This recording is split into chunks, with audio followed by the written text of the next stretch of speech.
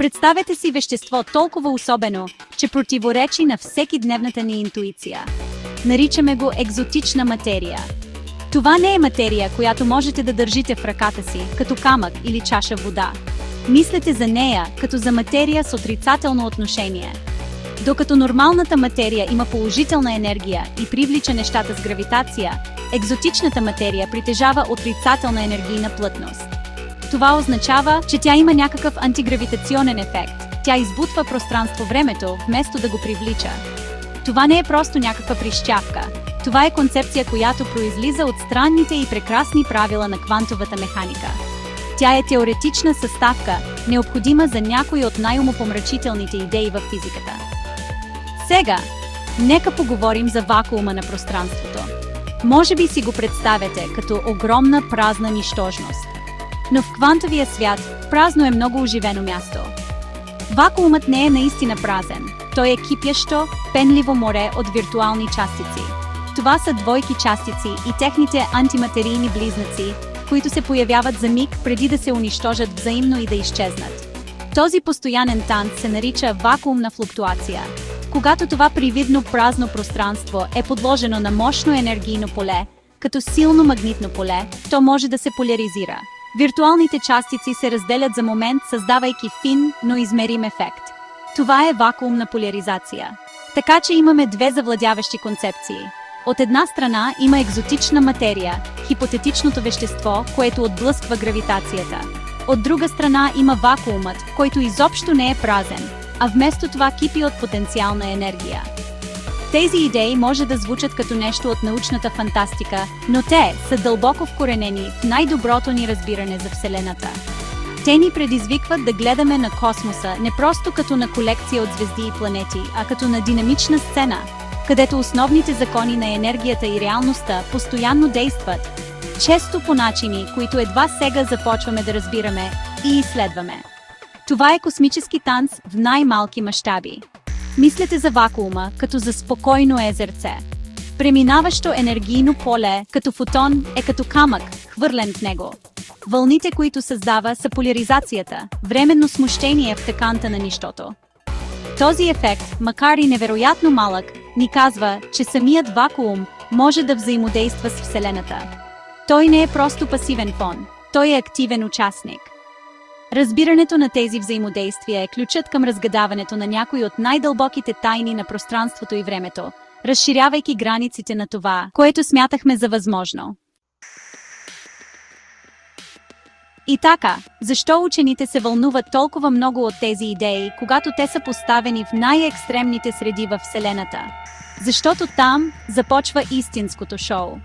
Представете си огромното гравитационно привличане близо до черна дупка или смазващата плътност вътре в неутронна звезда. В тези космически лаборатории законите на физиката са доведени до абсолютните си граници. При такова интензивно налягане и гравитация, поведението на материята и енергията може да стане много, много странно. Фините ефекти на вакуумната поляризация, едва забележими в нашия ъгъл на космоса, могат да се усилят драматично, потенциално променяйки самата структура на пространство-времето около тях. Нека разгледаме една от най-вълнуващите и чисто теоретични възможности – червеева дупка. Червеевата дупка е хипотетичен пряк път през пространство-времето, тунел, свързващ две отдалечени точки във Вселената. Мислете за нея като за сгъване на лист хартия наполовина и пробиване на дупка през него, за да свържете две места без да пътувате по повърхността. Според теорията на Айнщайн за общата относителност, за да се запази такъв тунел отворен, ще е необходимо да се подпре с нещо, което има отрицателна енергия – нашата екзотична материя. Без това антигравитационно скеле, червеевата дупка би се сринала за миг. Именно тук изучаването на екзотичната материя става от съществено значение за изследване на такива примамливи възможности. По същия начин, поведението на вакуума се променя драматично под напрежение. Обикновено фотоните, частици светлина, преминават един през друг без да взаимодействат. Но в присъствието на изключително силно магнитно поле, като това, което се намира близо до магнетър, вид неутронна звезда, самият вакуум може да действа като среда. Поляризираният вакуум може да накара фотоните да взаимодействат, да се разпръскват един от друг, сякаш са твърди обекти. Това означава, че на тези екстремни места светлината не следва простите прави линии, с които сме свикнали. Самият вакуум огъва и оформя пътя на светлината. Феномен, който един ден може да бъде наблюдаван с мощни телескопи. Тези екстремни условия са мястото, където нашите теории наистина се тестват. Те са тигелите, които коват нашето разбиране за Вселената.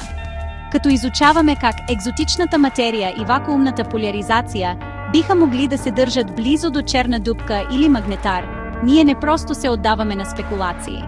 Ние изследваме фундаменталната природа на реалността. Задаваме въпроси като какви са крайните граници на гравитацията.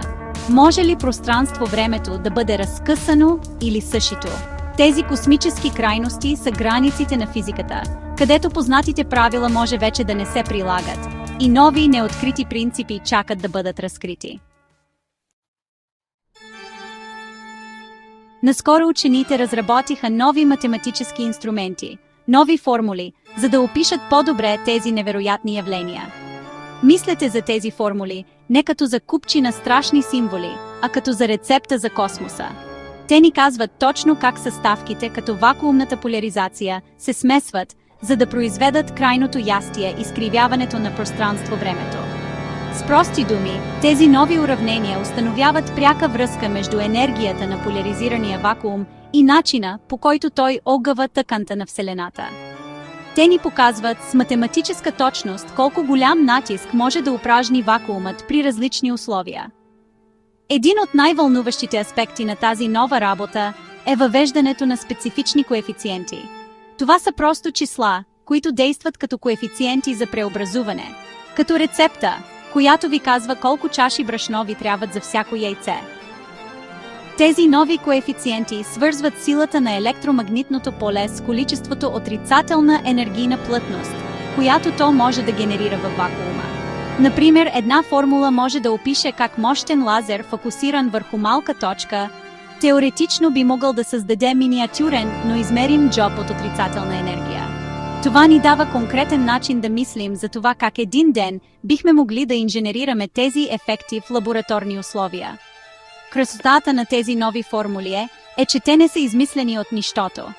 Те са изградени върху солидната основа на физиката, която вече познаваме и на която вярваме. Уравненията използват фундаментални константи на природата, които са измерени с невероятна точност. Константи като Speed of light equation, say per second on screen. Planck's constant, represented visually with scientific symbols. Digital display of scientific constants, скоростта на светлината, константата на Планк и гравитационната константа на Нютон. Това е от решаващо значение. Това означава, че не изобретяваме напълно нова фантастична физика. Вместо това, ние разширяваме обхвата на нашите настоящи теории, квантовата механика и общата относителност, за да видим какви нови чудеса предсказват те, когато бъдат приложени в тези екзотични области. И така, какво всъщност описват тези формули? Те описват финото взаимодействие между светлината, гравитацията и вакуума. Те количествено определят идеята, че достатъчно силна концентрация на енергия може да накара самия вакуум да се държи като форма на екзотична материя. Това ни позволява да изчислим, например, колко точно пространство-време може да се изкриви в близост до суперинтензивно магнитно поле. Тези математически рецепти са нашите пътеводители към нова територия на физиката. Територия, където светлината може да формира гравитацията и празнотата на пространството, притежава силата да огъва космоса. Фактът, че тези нови формули не изискват никакви нови, неоткрити фундаментални константи, е може би най-дълбоката част от тази история. Това е като да откриеш, че можеш да изпечеш изцяло нов вид торта, използвайки само съставките, които вече имаш в кухнята си. Това засилва нашата увереност в стълбовете на съвременната физика. То ни казва, че теориите, разработени от гиганти като Айнщайн и Планк, имат още по-дълбок и богат пейзаж от възможности, скрити в тях. Ние не изхвърляме старите правила. Просто се учим да четем дребния шрифт и да откриваме невероятните изключения и клаузи, които те съдържат. Тази нова теоретична рамка е изключително важна за бъдещето на науката. Тя дава на експерименталните физици ясна пътна карта какво да търсят. Например, формулите могат да предскажат точния отпечатък, който вакуумната поляризация около черна дупка може да остави върху светлината, която пътува близо до нея. Със следващото поколение телескопи, като изключително големия телескоп или обсерваториите за гравитационни вълни, може да успеем да забележим тези малки предсказани ефекти. Намирането на такъв сигнал би било монументално постижение, пряко потвърждение, че нашето разбиране за взаимодействието между квантовата механика и гравитацията е на прав път. В крайна сметка, това изследване ни доближава до отговорите на някои от най-големите въпроси, които можем да зададем. Какво се е случило в първите моменти на големия взрив? Каква е истинската природа на тъмната енергия, мистериозната сила, която кара разширяването на Вселената да се ускорява? Възможно е самата тъмна енергия да е форма на широкомащабна вакуумна енергия и разбирането на нейните свойства в малък мащаб може да бъде ключът към разгадаването на тази космическа мистерия. Всяка нова формула, всеки нов коефициент е стъпка към по-пълна картина на нашата Вселена, от най-малките и квантови флуктуации до най-големите и космически структури. Това пътешествие в света на екзотичната материя и поляризирания вакуум е доказателство за силата на човешкото любопитство. Ние гледаме към огромната тъмна празнота на пространството и виждаме не празнота, а царство на безкрайни възможности. Ние пишем уравнения, не просто за да опишем какво е, а за да си представим какво би могло да бъде. Тези нови идеи ни дават свежи очи, за да гледаме на космоса, вдъхновявайки ново поколение изследователи да изградят експериментите, които ще тестват тези предсказания. И правейки това, ще продължат нашия вечен стремеж да разберем нашето място в одисеята на пространство-времето.